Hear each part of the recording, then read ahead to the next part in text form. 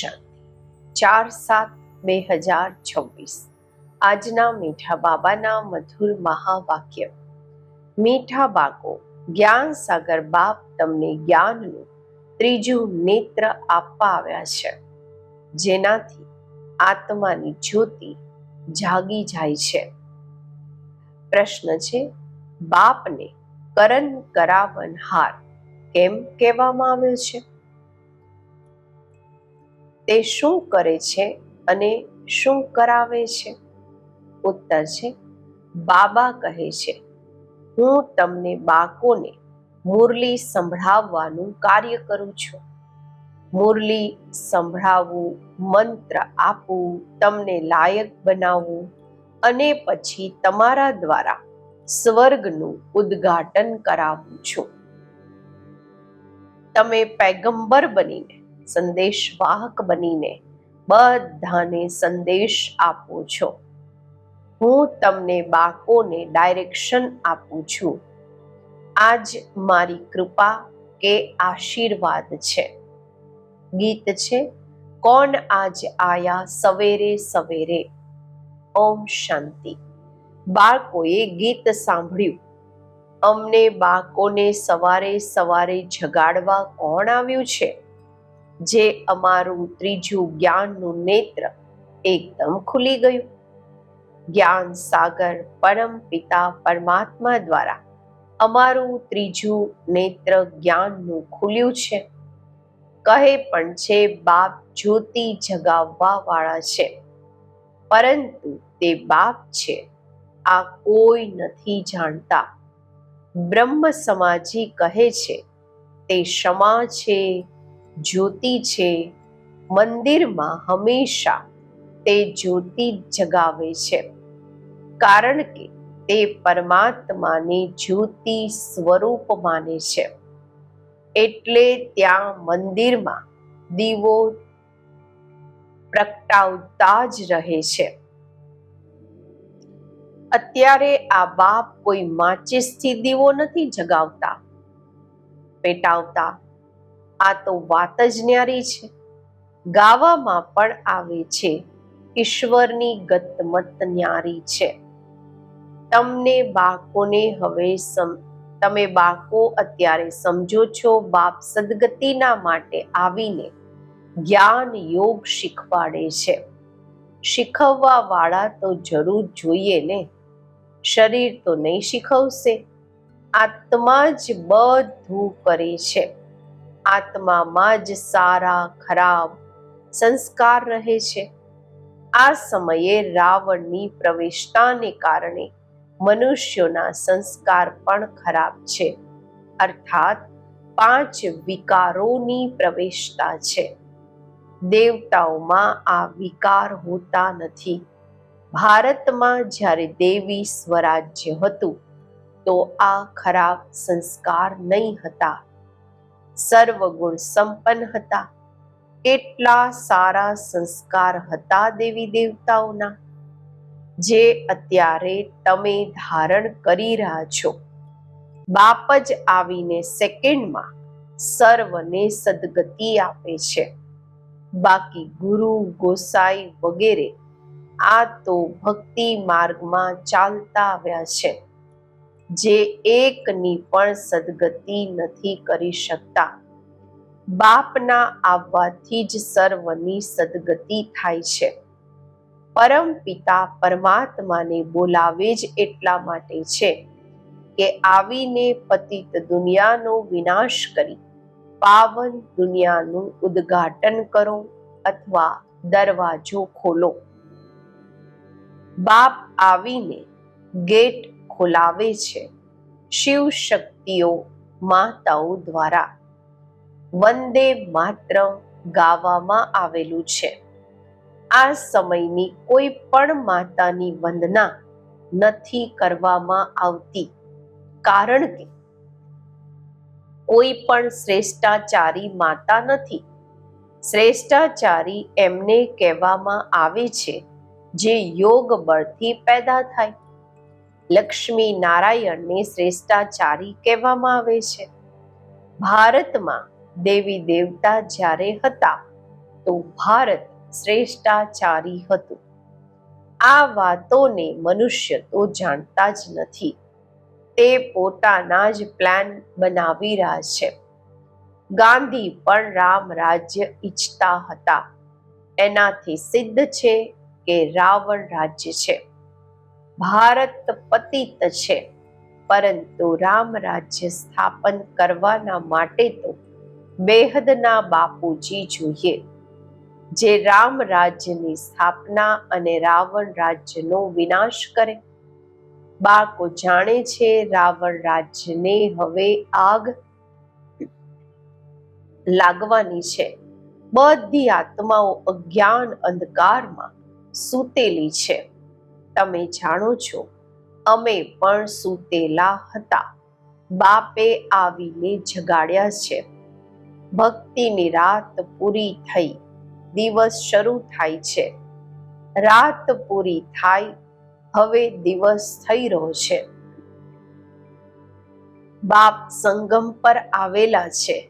બાળકોને દિવ્ય દ્રષ્ટિ અને જ્ઞાનનું ત્રીજું નેત્ર આપે છે, જેનાથી તમે આખા વિશ્વને જાણી ગયા છો. તમારી બુદ્ધિમાં બેઠેલું છે કે આ બન્યો બનેલો અવિનાશી ડ્રામા છે, જે ફરતો જ રહે છે. હવે તમે કેટલા જાગી ગયા છો? આખી દુનિયા સૂતેલી છે. અત્યારે તમને બાળકોને આખા વિશ્વના આદિ, મધ્ય, અંત, મૂળ વતન, સૂક્ષ્મ વતન, સ્થૂળ વતનની ખબર છે. બાકી આખી દુનિયા કુંભકર્ણની અજ્ઞાન ઊંઘમાં સૂતેલી છે. આ કોઈને ખબર નથી કે પતિત પાવન કોણ છે. બોલાવે છે, હે પતિત પાવન આવો. આ નથી કહેતા કે આવીને સૃષ્ટિના આદિ, મધ્ય, અંતનું રહસ્ય સમજાવો. બાપ કહે છે, તમે આ સૃષ્ટિ ચક્રને સમજવાથી જ ચક્રવર્તી રાજા બનો છો. યાદથી જ પાવન બનો છો. આ પણ જાણો છો, વિનાશ સામે ઊભો છે. લડાઈ પણ થવાની છે. બાકી કૌરવો પાંડવોની લડાઈ નથી થઈ. પાંડવ કોણ હતા આ પણ કોઈને ખબર નથી. સેના વગેરેની કોઈ વાત જ નથી. તમારી તરફ છે સાક્ષાત પારલૌકિક પરમ પિતા. એ બાપથી જ વારસો મળે છે. તમે જાણી ગયા છો, શ્રી કૃષ્ણની આત્મા 84 જન્મ ભોગવીને હવે ફરી બાપથી વારસો લઈ રહી છે. વર્લ્ડની હિસ્ટ્રી, જ્યોગ્રાફી રિપીટ થાય છે. અત્યારે તમને બાળકોને વિનાશના પહેલા સતો પ્રધાન જરૂર બનવાનું છે. ગ્રહસ્થ વ્યવહારમાં રહેતા કમળ ફૂલ સમાન પવિત્ર રહેવાનું છે. ગવાયેલું પણ છે ભગવાનનું વાચ. ગ્રહસ્થ વ્યવહારમાં રહેતા આ એક જન્મ પવિત્ર બનો. Past is past. જે વીતી ગયું તે વીતી ગયું. આ તો ડ્રામામાં નોંધ છે. સૃષ્ટિને સતો પ્રધાન બનવાનું જ છે. આ ડ્રામાની ભાવિ છે, ઈશ્વરની ભાવિ નથી. ડ્રામાની ભાવિ એવી બનેલી છે. તે બાપ બેસી સમજાવે છે. અડધો કલ્પ જ્યારે પૂરો થાય છે ત્યારે બાપ આવે છે. બાપ કહે છે, જ્યારે રાત પૂરી થાય, દિવસ શરૂ થાય છે ત્યારે જ હું આવું છું. શિવરાત્રિ પણ કહે છે ને, શિવના પૂજારી શિવરાત્રિને મનાવે છે. ગવર્મેન્ટને તો હોલિડે પણ બંધ કરી દીધો છે. શિવરાત્રિની રજા જ્યારે બાબાએ મુરલી સંભળાવી ત્યારે નહીં હતી, તો બાબા કહે છે કે ગવર્મેન્ટે એની રજા પણ બંધ કરી દીધી છે. નહીં તો ઓછામાં ઓછું 1 મહિનો હોલિડે ચાલવું જોઈએ. શિવરાત્રિની રજા 1 મહિનો ચાલવી જોઈએ. કોઈને પણ ખબર નથી. શિવ બાબા સર્વની સદગતિ કરવા વાળા છે. એ જ સર્વના દુઃખહર્તા સુખ કરતા છે. એમની જયંતિ તો ખૂબ ધૂમધામથી 1 મહિનો બધા ધર્મવાળાઓએ મનાવવી જોઈએ. ખાસ ભારત. બાબા કહે છે ને બાપ ડાયરેક્ટ આવીને સદગતિ આપે છે. જ્યારે ભારત સ્વર્ગ હતું તો દેવી દેવતાઓનું રાજ્ય હતું. એ સમયે બીજો કોઈ ધર્મ જ નહીં હતો. દેવતાઓ વિશ્વના માલિક હતા. કોઈ પાર્ટીશન વગેરે નહીં હતા. એટલે કહેવામાં આવે છે અટલ અખંડ સુખ શાંતિ સંપત્તિનું દૈવી રાજ્ય ફરીથી અમે પ્રાપ્ત કરી રહ્યા છીએ. બેહદના બાપથી બેહદનો વારસો 5000 વર્ષ પહેલા પણ મળ્યો હતો. સૂર્યવંશી ચંદ્રવંશી રાજ્યમાં કોઈ દુઃખનું નામ નહીં હતું. ગાવામાં પણ આવે છે રામ રાજા રામ પ્રજા રામ સાહુકાર, જીએ નગરી બસે દાતા ધર્મ કા ઉપકાર. ત્યાં અધર્મની કોઈ વાત નથી. બાબાએ તમને બ્રહ્મા અને વિષ્ણુની માટે પણ સમજાવ્યું છે કે આ બંનેનો આપસમાં શું સંબંધ છે. બ્રહ્માની નાભીથી વિષ્ણુ નીકળ્યા. આ કેવું વન્ડરફુલ ચિત્ર બનાવ્યું છે.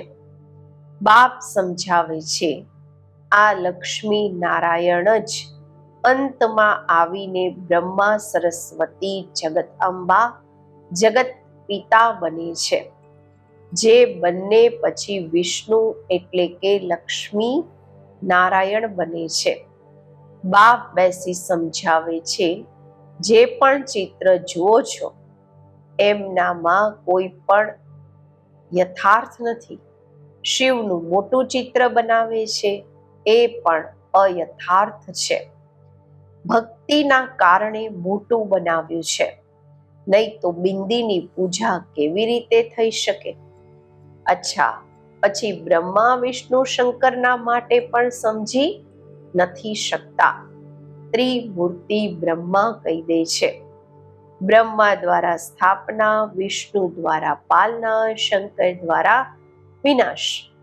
આ પણ કહે છે પરંતુ બ્રહ્મા તો સ્થાપના કરતા નથી. સ્વર્ગની સ્થાપના બ્રહ્મા કરશે? નહીં, સ્વર્ગની સ્થાપના તો પરમ પિતા પરમાત્મા જ કરે છે. આ આત્મા તો પતિત છે. આને વ્યક્ત બ્રહ્મા કહેવામાં આવે છે. આ જ આત્મા પાવન બની જશે અને ચાલી જશે. પછી સતયુગમાં જઈને નારાયણ બને છે. તો પ્રજાપિતા બ્રહ્મા જરૂર અહીંયા જોઈએ ને. ચિત્ર પછી ત્યાં આપી દીધા છે. જેમ આ જ્ઞાનના અલંકાર વાસ્તવમાં છે તમારા. વિષ્ણુજીના 4 હાથમાં જે અલંકાર બતાવે છે, બાબા કહે છે એ છે તો તમારા, પરંતુ વિષ્ણુને આપી દીધા છે. નવધા ભક્તિમાં પણ સાક્ષાત્કાર થાય છે.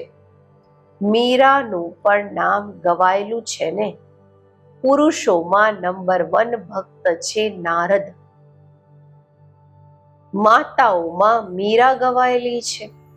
તમે અત્યારે નારાયણ અથવા લક્ષ્મીને વરવાના માટે આ જ્ઞાન સાંભળી રહ્યા છો. તમારો જ સ્વયંવર થાય છે. નારદના માટે પણ બતાવે છે. સભામાં આવીને કહ્યું, હું લક્ષ્મીને વરી શકું છું. અત્યારે લક્ષ્મીને વરવા લાયક તમે બની રહ્યા છો. બાકી એ તો બધી છે ભક્તિ માર્ગની કથાઓ. બાપ રિયલ વાત બેસીને સમજાવે છે. લક્ષ્મી સતયુગમાં, નારદ ભગત દ્વાપરમાં. સતયુગમાં પછી નારદ ક્યાંથી આવ્યા? રાધે કૃષ્ણનો જ સ્વયંવર ની પછી નામ લક્ષ્મી નારાયણ પડે છે.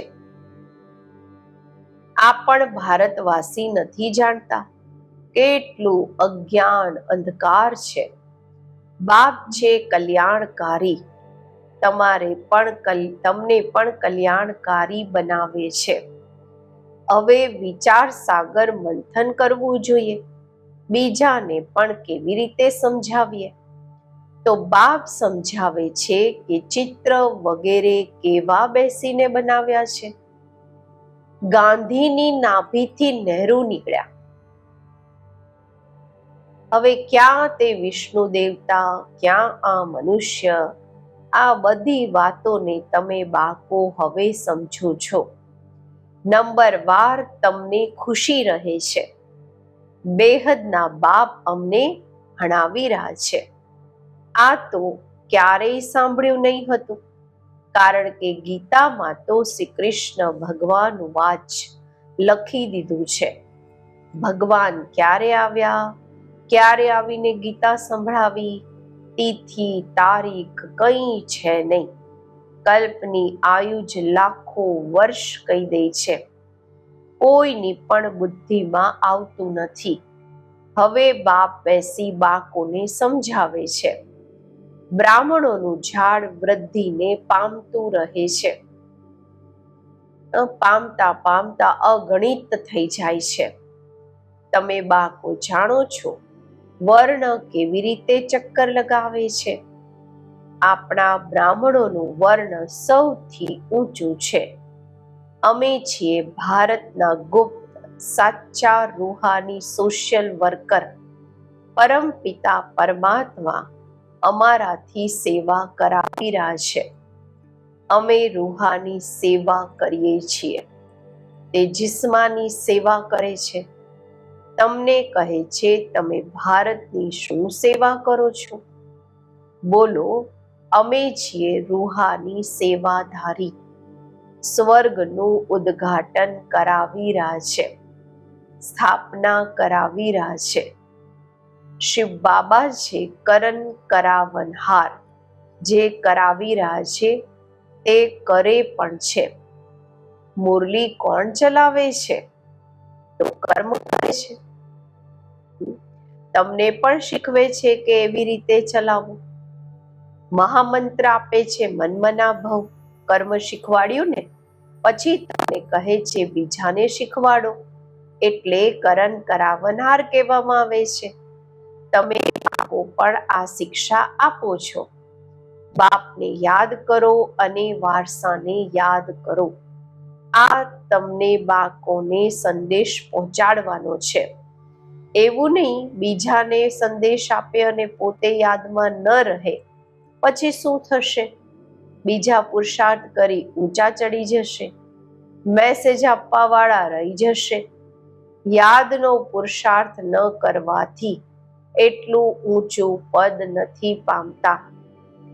બીજા યાદની યાત્રાથી પાવન બની જાય છે. જેમ બાબા બાંધેલીઓનું ઉદાહરણ આપે છે. જે માતાઓ બંધનમાં છે તે યાદમાં વધારે રહે છે. વગર જોએ પણ પત્ર લખે છે, બાબા અમે તમારા થઈ ગયા છીએ, અમે પવિત્ર જરૂર રહીશું. તમારા બાળકોની બાપથી પ્રીત બુદ્ધિ છે. તમારી જ માળા બનેલી છે. વિષ્ણુની માળા અને રુદ્રાક્ષની માળામાં ઉપર છે મેરુ. માળા ઉઠાવતા જ પહેલા ફૂલ અને બંને દાણા હાથમાં આવે છે. એને નમસ્કાર કરે છે, પછી છે માળા.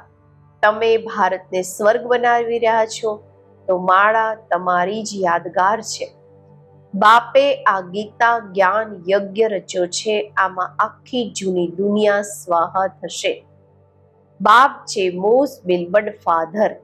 તમને ભવિષ્યના માટે સદા સુખનો વારસો આપે છે. 21 જન્મના માટે. જેમણે કલ્પ પહેલા વારસો લીધો છે તે જરૂર આવશે. ડ્રામા પ્લાન અનુસાર બાપ કહે છે બાકો સુખધામ જવું છે તો પવિત્ર બનવાનું છે. મને યાદ કરો. માંગવાનું કંઈ પણ નથી કે કૃપા કરો કે મદદ કરો નહીં. અમે તો બધાને મદદ કરીએ છીએ. પુરુષાર્થ તો તમારે કરવાનો છે. આશીર્વાદની વાત નથી. બાપ કહે છે મામેકમ યાદ કરો. યાદ કરવું તમારું કામ છે. ડાયરેક્શન આપવું આ કૃપા છે. બાકી તો ભલે ખાવો પીવો ફરો હરો, તમને પવિત્ર ભોજન જ ખાવાનું છે. અમે દેવી દેવતા બનીએ છીએ, ત્યાં